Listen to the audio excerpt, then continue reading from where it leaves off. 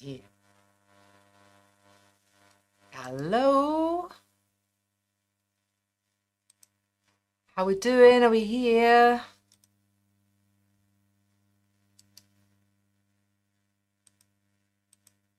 If you're here, say hello. Pop your name into the chat. I've got a slight delay going on at the minute because when you do YouTube Live, you can set your kind of like delay on it, and I've set it to the one that allows automatic captioning, which means that I might not see your chat until kind of a minute or so afterwards, but I wanted to put the caption on for good today and see if it works. Hello there, good morning. Good morning. It's good afternoon where we are. Hello, thanks for joining us. Excellent. Hi everybody. Okay, so I want to just kind of like, because it's November and our KAL this month is for the Cubetti patterns. So if you're on my newsletter or a member of the Woolly Hat Society, you'd have seen these come in and you'll have your member exclusive discount for these. This is the hat that has a contrast colour in the centre of the square, but the borders are all matching. This is the one that's all over in a variegated yarn, just to give you an idea of how that looks. And then this is the cowl that my partner Tom designed, because he does the flat out woolly range to match my hats. And this is all oddments. Every square in this one is completely different. We kept the border the same, and that was 100 grams of DK weight for the borders, and then oddments of the squares in the middle. So you can easily use a regular skein and then oddments up on that. All right, hello, if you've got any questions, hello everybody. Your chat's over here, camera's here, so I'm kind of like trying to keep up there. Hey, and Tom's joined us as well. Hey, so what I just wanted to do was talk through some of the options that you can do with these hats and the cowl, because they are incredibly versatile. Your hat pattern in particular has got 12 sizes across 6 yarn weights, which is a lot, all right? Which means that you can basically, it's almost any size, any gauge, almost. And if there is in the table, if there's a little dash, that means that the numbers don't quite work out for that particular combo, go down a size, because you always want more negative ease than less, all right? So you can still do it, even though there's a little dash, just go down to the size below. And what they are is each square is worked separately, but worked onto the square that's next to it. So it's a modular no-sew. All right, I'm trying to kind of emphasize that no sewing bit, because, you know, we don't want any sewing in our modular knits. I design all of mine so that you have minimal finishing. So we start with the crown square, and you start with a garter stitch border, and then you go into stocking stitch, and then you pick up and you go on to the next one, and then you work around, and then you add a slight border along the bottom, because it's all designed so that the borders have the same number of ridges throughout around the squares, and we just need to pick up the last around the bottom to even it all up. All right, have we got any questions coming already? Does Tom knit the samples and write out the patterns for his line? If so, kudos. He doesn't knit all of the samples. No, we do use a sample knitter to help us, because there's an awful lot that we need to do, I'm afraid. How other questions? Love the new pattern. I've just got your new book. Can't wait to do several other patterns. Brilliant. Thank you. And Tom, do you want to translate that Italian comment for me? Hi, I'm from Italy. I have your book. Do you want to come in? Come over. No. Okay. Tom's just translating all the Italian for me. Thank you. So I'm going to kind of do a quick demo with a couple of the techniques for you today, just to give you an idea of where you go from starting with your first square, how you pick up your stitches, why I've recommended the cast on that I do, and then how you work it and do it with your no-sew method. All right. So as you can see from the cowl in particular, this is perfect for using up oddments, and any weight any size. You can just, you know, play with this. It's a perfect canvas for kind of trying out different color combinations, trying out pooling, seeing what self-striping is going to do as it decreases in the middle. It'd be really, really cool to have like a plain border and then do a variegated in the middle and see how it pools. Play with the colors on it. It's a really good canvas for that. Okay, so what I'm going to do, I'm trying to keep an eye on the questions, and I'm just going to switch to the overhead and show you with my sample square that I cast on in it today, show you how to pick up, and then we'll go from there. All right. Okay, so in this square, let's see, this has not been blocked, it's just been knit today. The way that the decreases work, they're not a central double decrease, they are paired decreases, and that helps us find the corners on our squares, which means it makes it easier to pick up the stitches that you want to pick up. Now, I recommend the Crochet Cast On. There is a tutorial linked in both patterns for that, so do download it and have a look if you've not tried it before. I've also got a video on my main channel for that as well. The reason why I recommend the Crochet Cast On is it makes it really, really easy to make sure you're picking up the right stitches. You're not missing anything. You don't have to worry about whether you're picking up the right stitch or not. It's there, it's easy. Now, there is the corner that comes up, and either side of the corner you will have 2 V stitches. So I want to pick up this edge, so this will be my first stitch that I'm going to be working into to pick up. So let me just get some contrasting yarn, and I'm going to apologize right now if my hands look a bit scratched up. We have had the arrival of 2 new kittens, which arrived on Friday night, and yeah, they're having fun playing with my hands. So if I've got quite a few scratches on my hands, I apologize in advance. Right, so this is our first chain that we are going to pick up and knit under. And all we do to pick up and knit is just wrap around. And I'm doing it with a crochet hook, but you could do it with a needle as well. All right. You don't have to use a hook. You can use a needle, whichever one is easiest for you. All right. And then you literally just go in under those V's there. And you pick up, and you do that all the way along to the edge. Pick up on each edge that you're picking up 1/4 of the number of stitches that you need for your particular squares, that's for your size and your gauge. Let's have a look. I'm just keeping an eye on the questions there. So let's see how easy that is. With this cast on, it just removes any ambiguity, any kind of like, am I picking up from the right place? Because the V's just make it really clear which one that you've got to pick up from.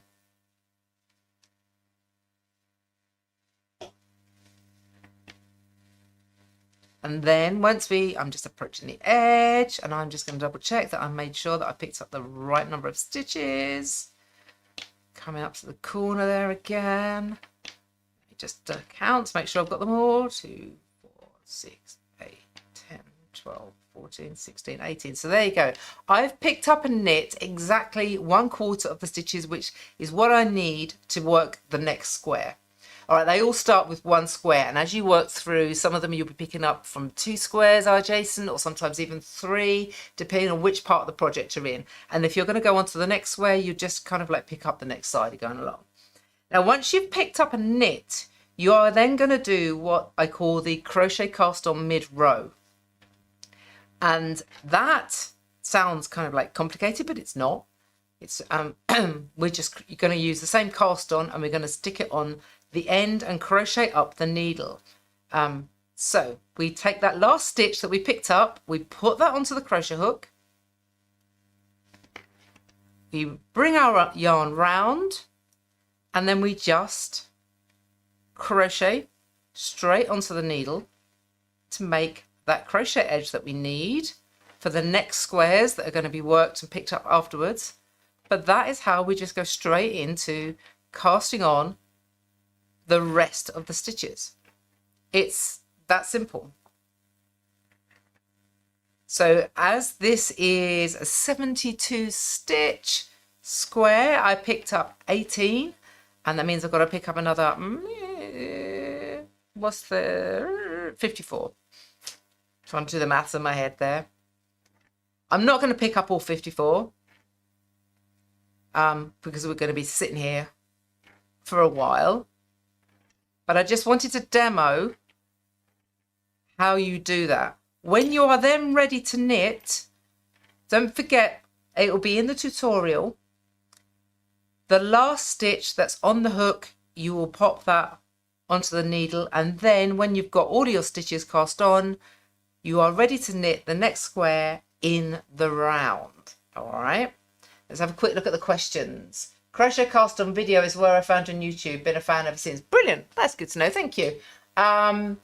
There isn't a video yet for the crochet cast on mid-row, so that's why I've just done a little demo for it. But there you'll have that technique. That's what you do, and you will then join in the round and you will work the next square as per your schematic and your instructions. All right, the schematic shows you where they're all joined together, and the instructions give you detailed information about which edges you are picking up from. Now, a couple of things I want to mention. As I said when I talked through these ones, or rather it was on the green one, I talked about how the borders are all designed so that they're all matching the same. Let's put that under here, okay? So that the borders all match and they're the same size. Now in your instructions, it tells you how many ridges to work, but it starts off with, once you've cast on, you go straight into purling when you join in the round.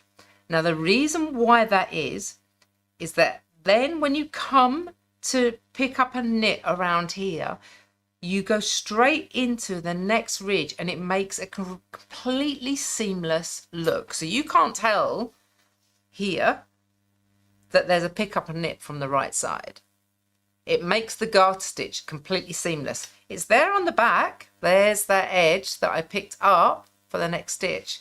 But from the front, it's completely seamless. So that's why your first round is a purl round directly after casting on. Okay. In case you're wondering, thinking, you know, why have I done that?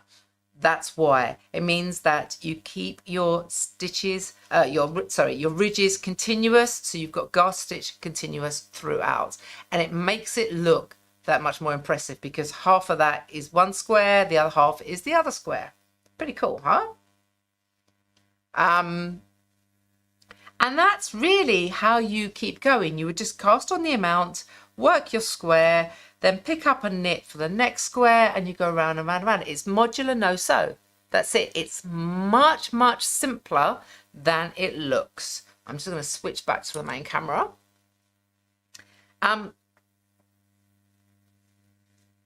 Using up oddments, you don't have to work your borders with a single skein if you don't want to. You can mix them up too. They can look just as interesting. We did it as a single skein here because we wanted to highlight all the different colors, and we did a kind of, there's a sort of kind of semi gradient going on there with the oddments, but it's room to play with your oddments, your leftovers, and whatever weight yarn that you have. Although the cowl and the scarf don't have quite the same range of sizes as the hat, there's 12 sizes in the hat pattern, you can still adjust these to your need. You can make a cowl longer if you want by adding an extra row of squares. All right. And if you wanted to make it deeper, you could do that. Same with a scarf. You could like make it wider and turn it into a big wrap if you wanted to. You could even go to a blanket. I was actually thinking about this the other day, thinking this would make a really cool blanket. The same method. All right. All you got to do is just remember, same as there is on the hat, because you've worked a set number of ridges on the border of the square, which matches up around here to create a specific thickness. You just have to pick up around the edges to balance it out. All right, so I like doing that, making things balance and symmetry and stuff. So let me have a quick look at the questions. All right, Tom's just translating Italian for me. My Italian is very, very rusty. Tom's isn't. Hi, I'm from Italy. Have your book and follow your tutorials. So their language has been difficult, but I'm not giving up. work is too beautiful. Thank you. I understand, completely relate to the language concerns there and how it can be a little bit difficult. So do we have any questions about the techniques involved on the construction? I've just given you a quick demo, but they're not difficult to do. Do you want me to kind of go over the demo, how I picked up the stitches again and then took it into the cast on? I can happy to do that again if you'd like to see it. If not, I'd love to hear what your plans are for this month's knit along to try out. What are you going to do? Have you got a kind of like an oddments gradient plan, or are you going to do something completely random, or are you going to try with some pooling, planned pooling? I'd love to hear what ideas you might have for these, because I'm really looking forward to seeing what you do with the patterns. Whether you go with it, even just with a single skein of variegated yarn, you get something really interesting because of that construction method breaks up the colours. I'm going to put this one on.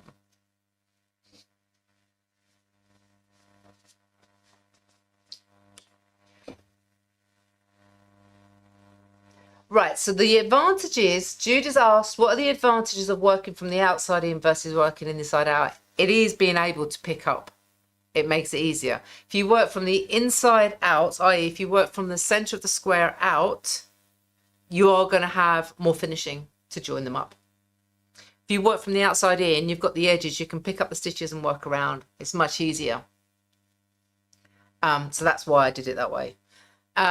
Also, I think decreases, there are more decreases than there are increases, and I think the decreases could be more decorative. So that's another nice thing that you can do. You can change them around if you want to, do different patterns. But yeah, that's the main reason for working from the outside in, so that you've already got the edges to pick up from to work the next one. All right. Do you think this would work with self-striping sock yarn? Absolutely. There is, both of them, the cowl and the hat patterns, both have the numbers in there for working with sock yarn. So yeah, why not? I think self-striping would be really interesting because it's going to start pooling as you get down to the center of the squares. You're going to get interesting effects, I think. Did you show the end of the square at the center?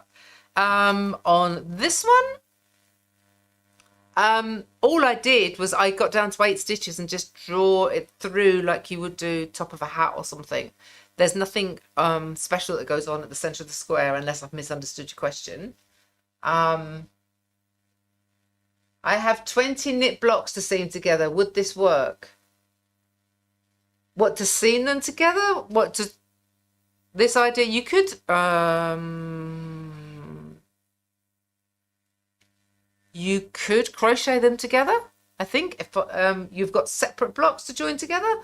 These ones are designed so that there's absolutely no seaming whatsoever. So if you're working on a project that has already kind of like, that says, say, work X blocks and then sew them together, you could do this method instead.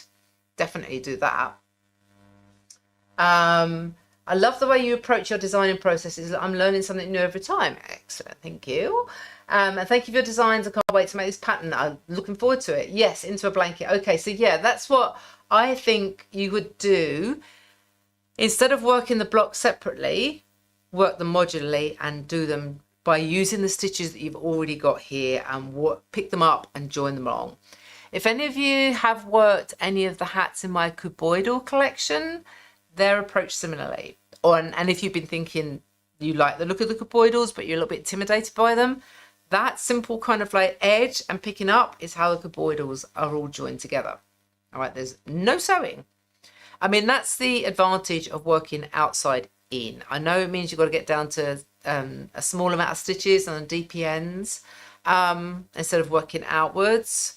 But I find it a lot easier. If you work outwards, you've got to join the edges up somehow, and that either means seaming, grafting, or doing something. Whereas you're working inwards, it's the other way around. Yes, Adrian said that it looks like you would need DPNs, not a circular needle. I start with a circular, but depends on the size of your squares, but I ended up going down to a DPN. But you can magic loop it as well. if you wanted to, or do 2 circs, whatever method you use for working in the round on a short number or on a small number of stitches, right? See, a great use for minis and making a blanket with this technique. Lots of possibilities. Yeah, it'd be great for minis. And I really do think it'd actually be really cool for a blanket as well, especially if you've got a heavier weight yarn or something. Nice weighted blanket, knit up quick. But yeah, minis, this would be really, really good. I mean, the hat has 5 squares. This cowl has 10. But you can adjust them and mix them around. Look, I mean, you could even do stripes in the squares if you wanted to. I mean, that's going to be extra managing of your yarn, but you could even do stripes. You can change the colours in the middle if you wanted to. But yeah, I think minis would be really good for this. I mean, I did pick out gradient oddments on this one to try and get that sort of similar effect, but minis would be really cool. Definitely. Agent says you're knitting a new cuboidal night right now. Yep, I saw that before. They are, yeah, I love the cuboidals. I love modular. I love modular designing and modular knitting, and I like making the modular stuff so that it is so free. And there's no sewing. That's, you know, you just pick up and knit and carry on, and it kind of all magically comes together, and all you've got is a couple of ends to weave in, like you would do with any other project. I would like to just continue doing modular knits with no sewing whatsoever. I love it. It's great fun. So we've got, for me, DPNs would be easy since starting in the center, I always drop a needle at least once. Right, so yeah, I mean, don't forget you're starting from the outside of the square. But yeah, DPNs are, I find that when they get down to the center, when you get down to that number, working on DPNs is the easiest for me. But I mean, you use whatever method works best for you. I'm not going to tell you which way you should knit for those. All right, but yeah, I use DPNs for this square. How else we doing? Have I missed any questions, Tom? Am I doing all right?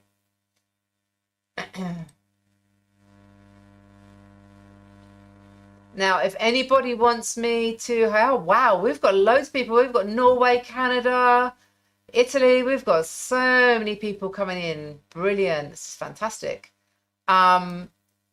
If you would like me to see, if you would like to see a demo for this again, I am more than happy to do that. Should I do that quickly now and make sure that you've got it? I mean, we're going to have this on replay anyway, including the questions, so you can line it up.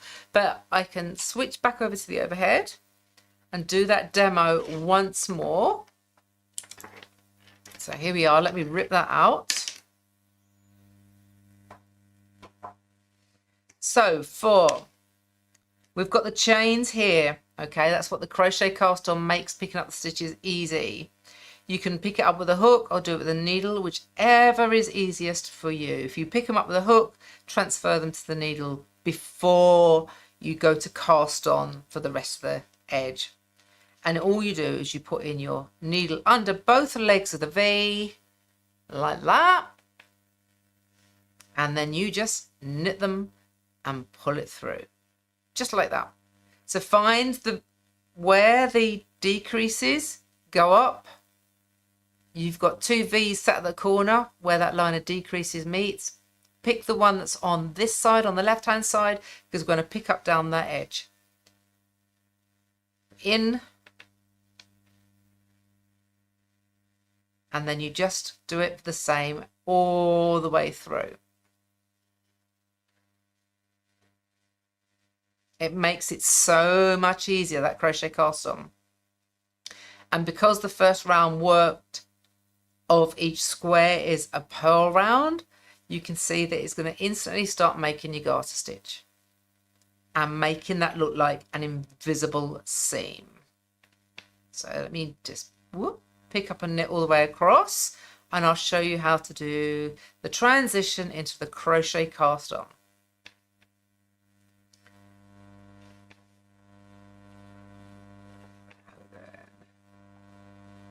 And we've got Germany here as well. Fantastic. We've got people from everywhere today.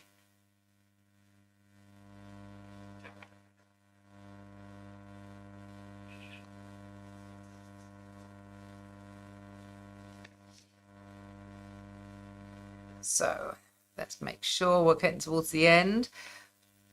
Do check your stitch count each time to make sure you're going from corner to corner. All right, because each of the squares is worked on a multiple of 8.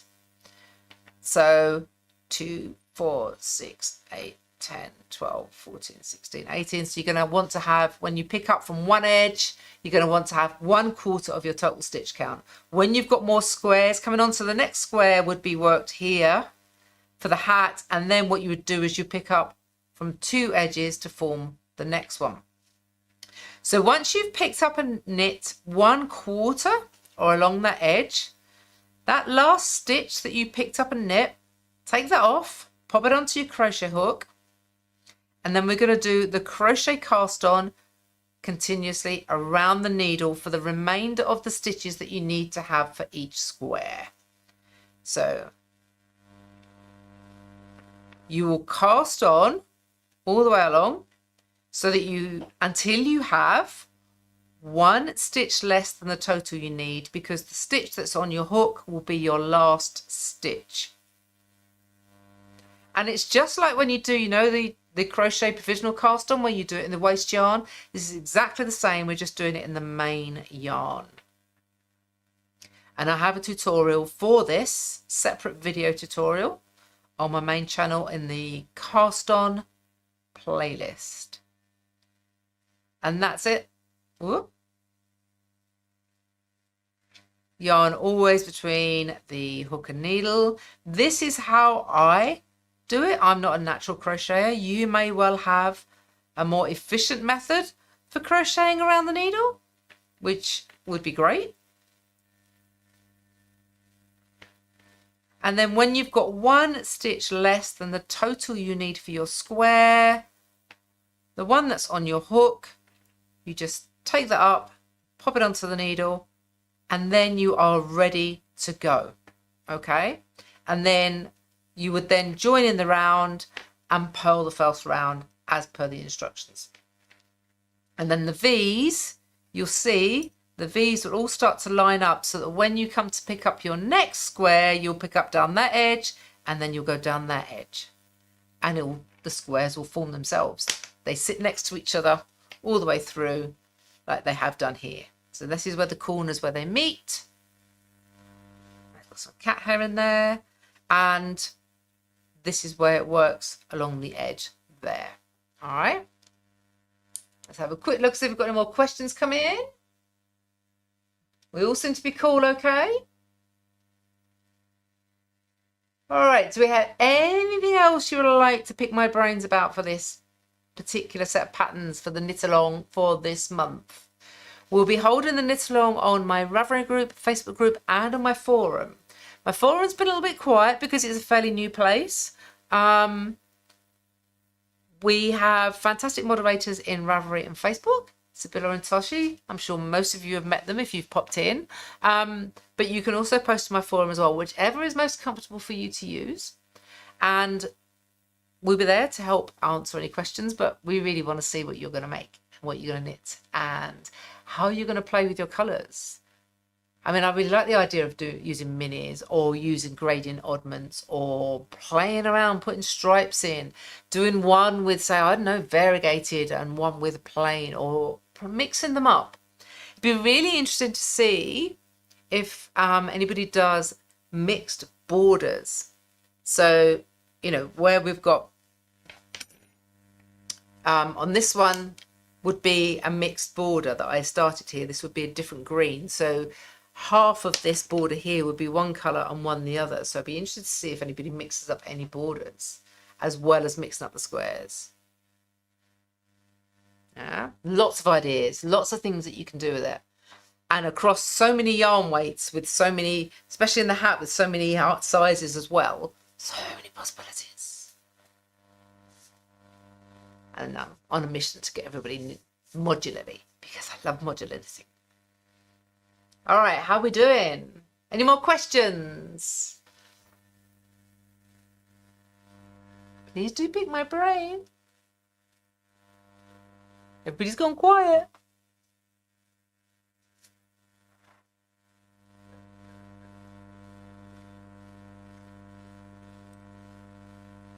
Let's just make sure I've caught everything from everybody.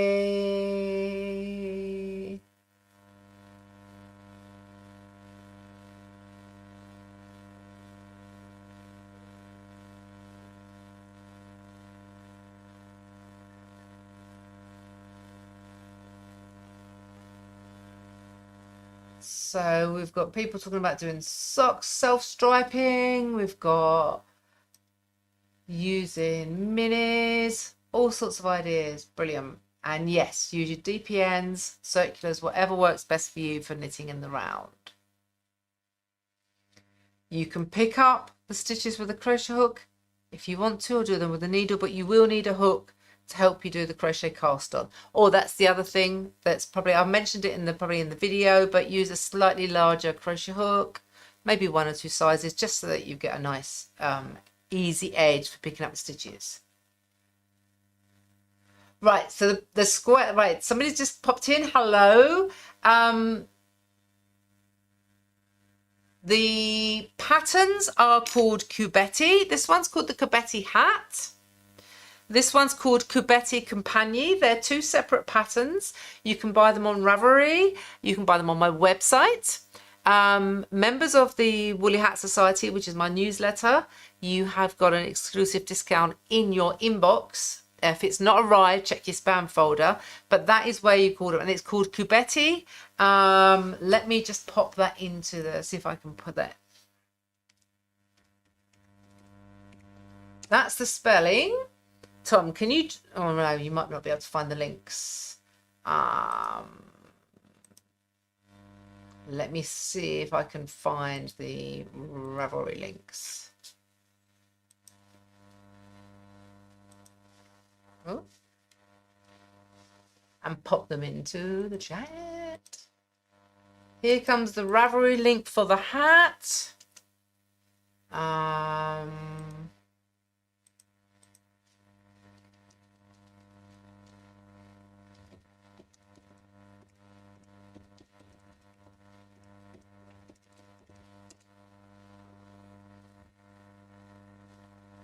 Here comes my website link for the hat.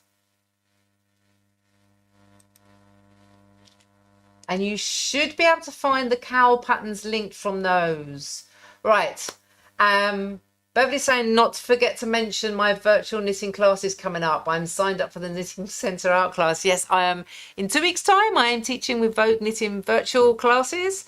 Art of the Knitted Circle and an introduction to hat design. 2 of my favourite things to talk about, circles and hats. So yes, they'll be in 2 weeks' time, and you can sign up for them with Vogue Knitting. We've got modular knitting is great. I'm combining it now with cuboidal. Yes, it is. I love it. But I think a lot of people kind of think, oh, modular, got to sew things up. No, you don't have to. Say I'm on a mission to bust this idea that you have to sew up your modular knits. You don't. You just pick things up and work as you go. It's great. What else we got? Judy said, I don't normally use bulky yarn, but that could be quite interesting here. Yes, I agree. I actually think bulky could be really interesting for this. It'd be a nice warm hat for a start. But if you're making something bigger, like you want to use the techniques in the patterns, like obviously the cowl is a kind of like, it's got a cowl and scarf, but you can go off and turn it into a wrap, blanket, all sorts. That could be really warm. It knits up quick as well. Be really toasty. And I'd be really interested to see actually the differences in, because I find playing with gauge really interesting. Like some people are talking about doing it in sock weight yarn, and then we've got something bulky. I'd love to see the differences that come up with this, what effects that you get. That would be really cool. All right. Let me just see if I can find the other links for the...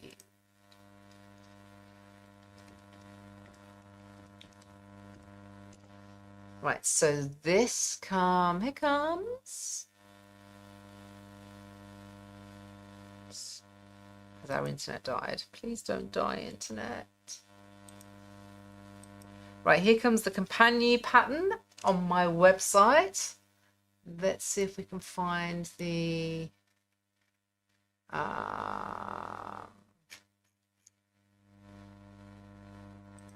Let's get the Cubetti Compagnie. Go from Ravelry.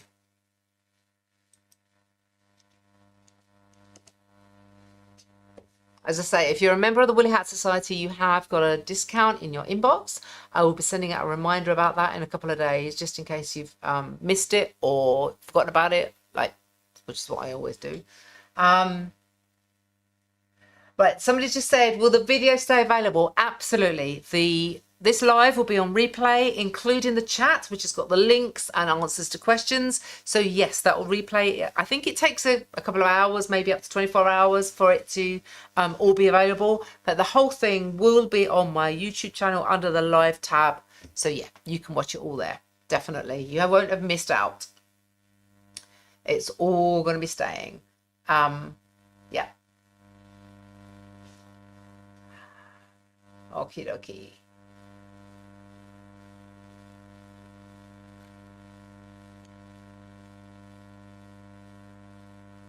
All right, I think we are we got any more questions? Anybody else want to ask me anything? Otherwise, I'm going to wrap up shortly.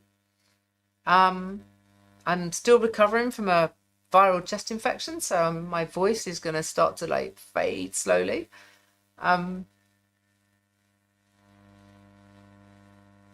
So if you've got any more questions, pop them in. If not, I'm going to round up soon. But as I say, this will be available on replay, so you're not going to miss anything. Mention the hype for new videos. Yes, okay. There is YouTube have brought out a new feature, and it's called Hype. And their idea or their reasoning behind it is that as soon as a video comes out, within a week of it being published, you as viewers get to hype the video. And what they want to do is they want to try and level the playing field so that smaller accounts like mine, a hype means more points than it would do for a larger account. So they're trying to basically get more views and subscribers for smaller channels. The only downside is that viewers only get 3 hypes per week across all the channels. So you get to decide where you put your hypes. So if you send them my way and put them on my videos, I'd be much appreciated. And when people have done it, it's helped. One of my videos, I wrote to the newsletter and sort of described what this whole new feature was, and loads of people hyped it, and it got over nearly 5,000 views or something, which was just incredible. So it really does help if you hype the videos. I don't know if you can do it on lives, but you can on new videos that come out, and you can do it within a week. All right, and then after a week, your number of hype allowance gets reset. It's a new thing that they've brought in, but it's actually been really, really helpful. So it's great. Thank you for the discount. I bought it as soon as I read the email. You are most welcome. All right, that's one of the benefits I like to be able to give to members of the Woolly Hat Society, to give you a discount to say thanks for your support and for being there. So I'm glad it can help in a little way. Brilliant. Glad that you've just found the email. That's really cool.